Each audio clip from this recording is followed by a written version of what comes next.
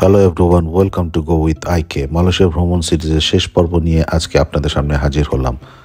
দেখতে দেখতে 4টা দিন কিভাবে কেটে গেল টেরই পেলাম না। আজকে রাত এবং কালকে দিন পর্যন্ত আমি কুয়ালালামপুর শহরে আছি। 7টার সময় আমার ফ্লাইট, তো 3টার সময় আমাকে এখান থেকে বের হয়ে যেতে হবে, আর সকাল 12টার মধ্যে আমাকে চেক আউট করতে হবে।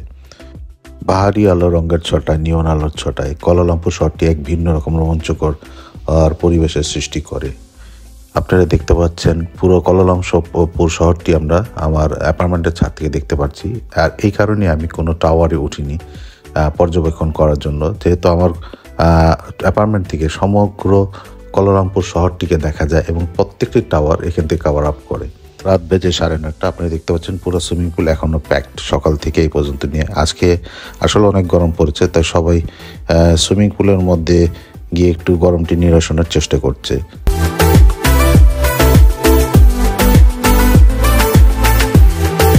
আজকে থেকে কিয়াল শহরে সামিট সম্মেলন শুরু হয়েছে, তাই সামিটের কারণে কুয়ালালামপুর আকাশে হেলিকপ্টার দিয়ে প্যাট্রোলিং চলছে বরাবরের মতন।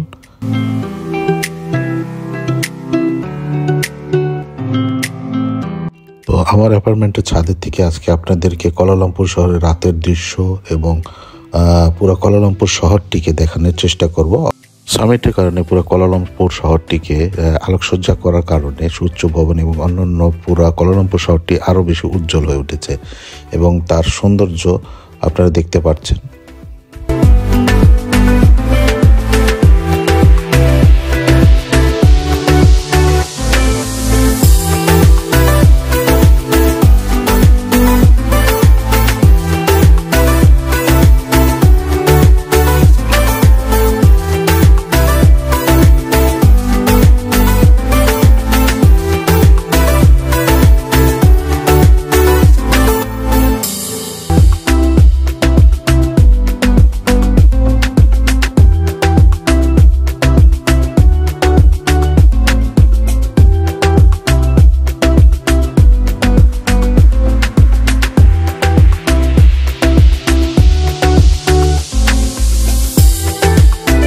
এই সেই মাদ্রিকা KL 118 টাওয়ারটি আপনারা দেখতে পাচ্ছেন।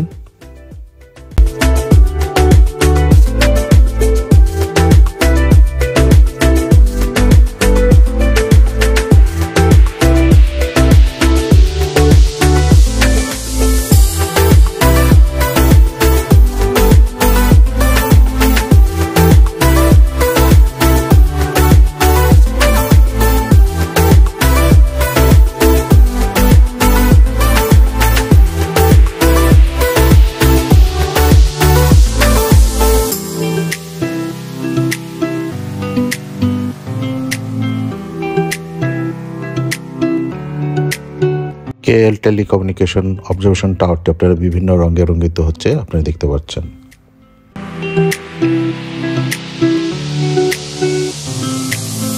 সকাল 6:30 সূর্য উদয়ের আভা দিয়ে একটি শৈল্পিক রঙের আকাশের দৃশ্য ধারণ করেছে। আপনারা দেখতে কি সুন্দর একটি দৃশ্য, মনে হচ্ছে কোনো শিল্পী তার শিল্পের কালি দিয়ে ফুটিয়ে তুলেছে। কুয়ালালামপুর শহরের ভোরের আলোর এই মনোমুগ্ধকর দৃশ্যগুলো আমি সত্যি মিস করব। তো সব কিছু গুছগাছ করে চেক আউট করে 12টার মধ্যে চলে যাব মারদেকে স্কোয়ারে।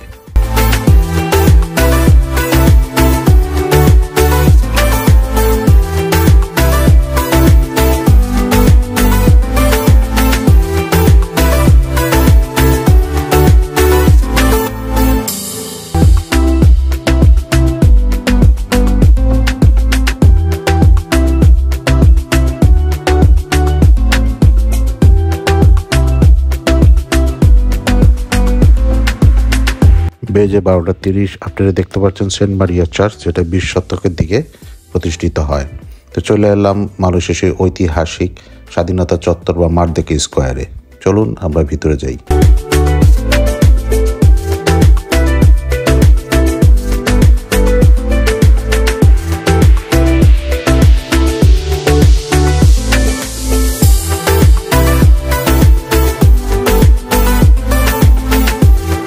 সেই মারদেকে স্কোয়ার প্রবেশদ্বার, যেটি মালয়েশিয়ার স্বাধীনতা চত্বর নামে পরিচিত এবং মালয়েশিয়ার স্বাধীনতার রূপকথার যে গল্প রচিত হয় সেটা এখান থেকেই রচিত হয়। ব্রিটিশদের শাসন আমলে ব্রিটিশ কলোনি হিসাবে এই জায়গাটি গড়ে ওঠে। সমস্ত দাপ্তরিক কাজকর্মগুলো এখানে সম্পাদিত হয়ে থাকে। আপনারা দেখতে পাচ্ছেন মালয়েশিয়ার গর্বিত সে সুউচ্চিত ফ্ল্যাগপোলটি, যেটি 95 মিটার উঁচুতে অবস্থিত। অন্য এক সময় এই একই স্থানে ব্রিটিশ সাম্রাজ্যের পতাকা উড়ত, কিন্তু 1948 ফেডারেশন অফ মালয়ের প্রতিফলিত হয়। সেই প্রতিফলনের ফসল হিসেবে 1957 সালের 31 আগস্ট প্রথম মালয়েশিয়ার পতাকা এখানে উত্তোলন করা হয়। এই ফলশ্রুতির ফলন হিসাবে 1963 সালে মালয় থেকে মালয়েশিয়া নামক একটি দেশের জন্ম হয়।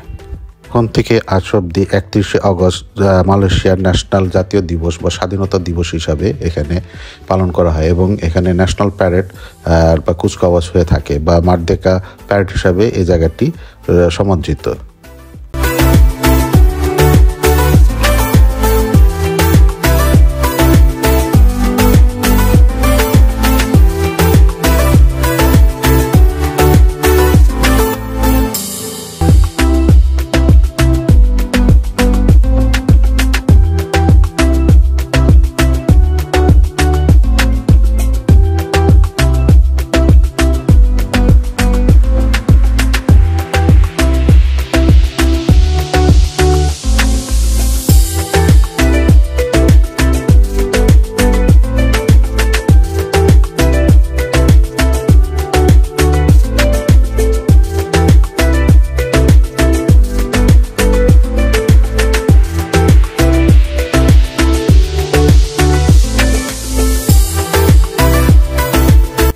এটি হচ্ছে সেই বিখ্যাত রয়্যাল সালকন ক্লাব, যেটি 1885 সালে নির্মিত হয় ব্রিটিশ আমলে।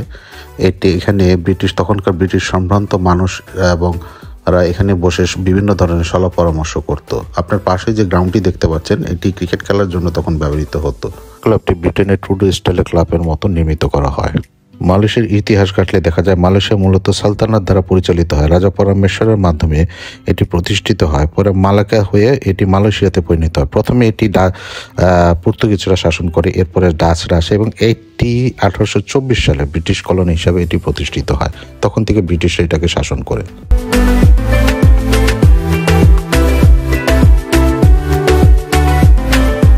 আমরা কাভার আপ করা যে ভবনটি এখন দেখতে পারবো, সেই ভবনটির নাম হচ্ছে সুলতান আব্দুল সামাদ ভবন। এটি 1824 সালে ব্রিটিশ আমলে প্রতিষ্ঠিত হয়। ব্রিটিশ আমলে এই ভবনে সকল প্রকার দপ্তরিক কাজ করা হয়ে থাকতো।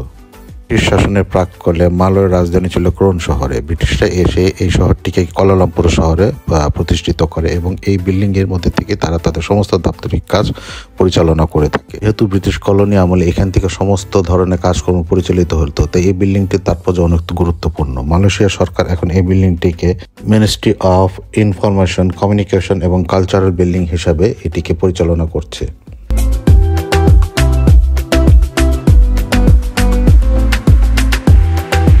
সেই মারদেকাস্কারের সেই Merdeka 118 the world second highest building, যেটি 118 তলা বিশিষ্ট, বুর্জ খলিফার পরে ওয়ার্ল্ডের সেকেন্ড হাইয়েস্ট বিল্ডিং এর খেতাব এই বিল্ডিংটি ধরে রেখেছে। সুলতান আব্দুল সামাদ ভবন সহ মালয়েশিয়া বা কুয়ালালামপুরে আরও বিভিন্ন স্থাপনা ও সংস্কারের কাজ চলছে। 2026 সাল পর্যটক সাল পূর্তি হিসাবে তারা উদযাপন করবে, তাই সমস্ত স্থাপনাগুলো এবং রোডঘাট তারা মেরামত করছে।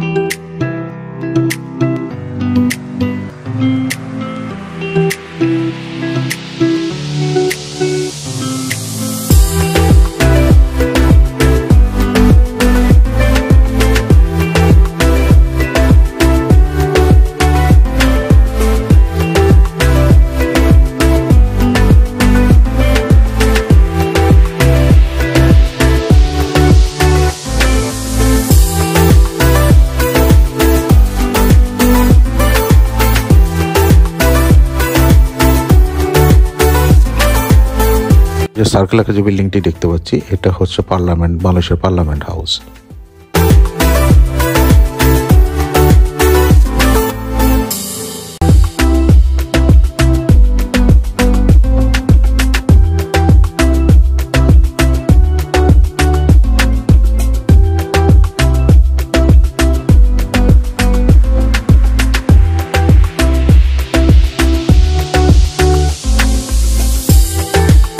আর এই 2 গম্বুজ বিশিষ্ট বিল্ডিংটি হচ্ছে লাইব্রেরি, ন্যাশনাল লাইব্রেরি।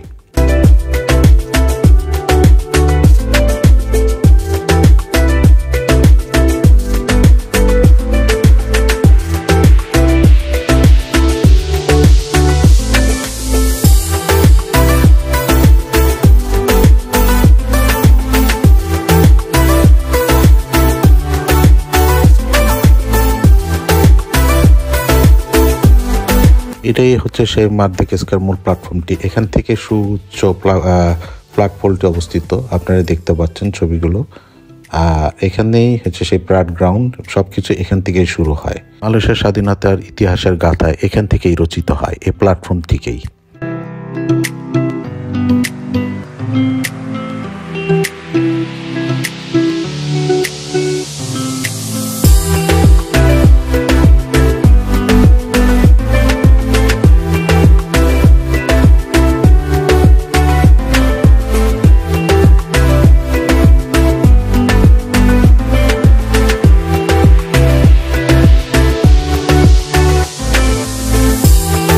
মাদাগাস্কারের মূল ফটকটিতে আমরা মালয়েশিয়ার প্রথম প্রেসিডেন্ট তুঙ্কু আব্দুর রহমানের সে স্বাধীনতা ঘোষণার ছবিটির প্রতিবিম্বটি আমরা দেখতে পাচ্ছি।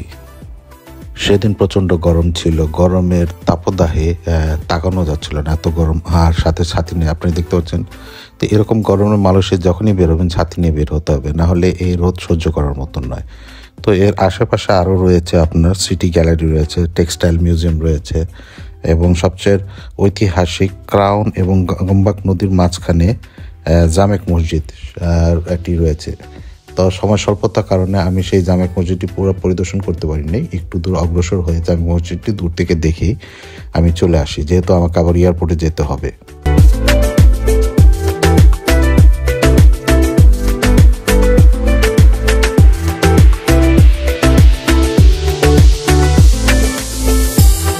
Hello. Hello. Go with IK. Thank you.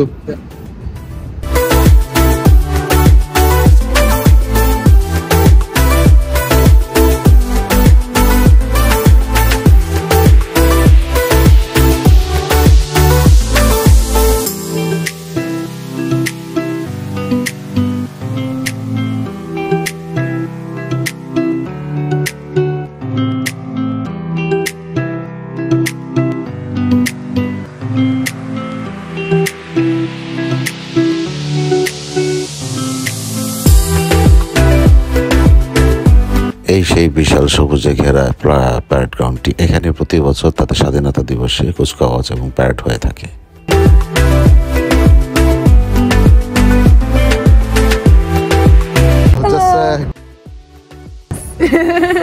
Yay! Meron dekat.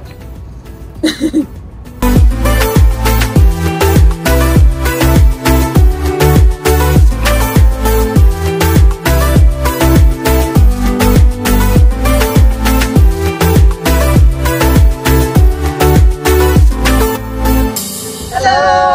Go with Aiki. Thank you very much. এখানে এসেও অনেক পর্যটকদের সাথে আমার দেখা হয়, পরিচয় হয় এবং তাদের সাথে কথাবার্তা হয়। Really it was a very good time for me. যদিও এখন আমার যাওয়ার সময় হয়ে গেছে, এখান থেকে আমি অ্যাপার্টমেন্টে গিয়ে আমার লাগেজগুলো নিয়ে এয়ারপোর্টের উদ্দেশ্যে রওনা দিব। প্রায় 2টা-2:30 কাছাকাছি বেজে গেছে।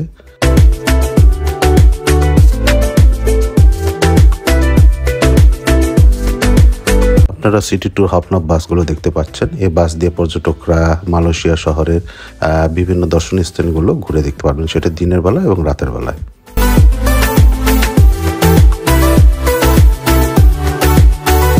এই সেই ঐতিহাসিক সুলতান আব্দুল সামাদ ভবনটি আমরা দেখতে পাচ্ছি। এখান থেকে একটু দূরে জামেক মসজিদটি অবস্থিত। তো এক নজর জামেক মসজিদটি, সেই ঐতিহ্য জামেক মসজিদটি দেখে আমি এখান থেকে সোজাসুজি আমার অ্যাপার্টমেন্টে চলে যাব।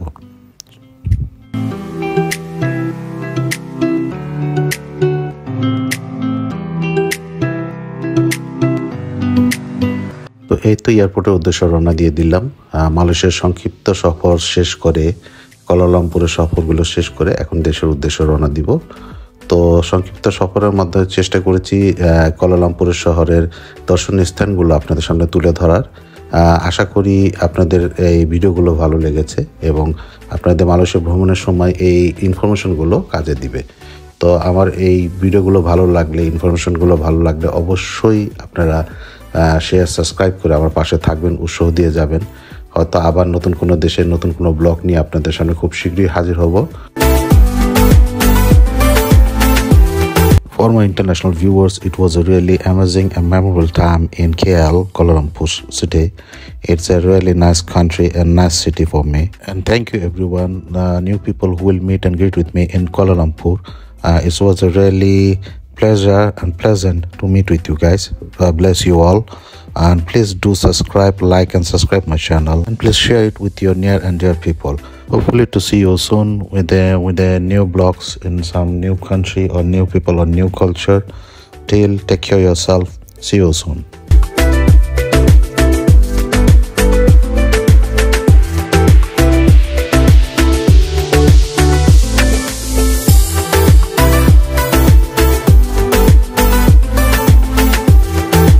খুব শীঘ্রই দেখা হচ্ছে আপনাদের সাথে নতুন কোনো প্লেসে, নতুন কোনো দেশে, নতুন কোনো কালচারে, নতুন কোনো ব্লগ নিয়ে আপনাদের সামনে হাজির হব। ততদিন ভালো থাকবেন, নিজের প্রতি যত্ন নেবেন, নিজের বাবা মার প্রতি যত্ন নেবেন এবং আমার চ্যানেলটিকে অবশ্যই লাইক, শেয়ার, সাবস্ক্রাইব করে পাশে থাকবেন এবং আপনাদের উৎসাহ এবং ভালোবাসা দিয়ে যাবেন। তো দেখা হচ্ছে খুব শীঘ্রই। ভালো থাকবেন। আল্লাহ হাফেজ।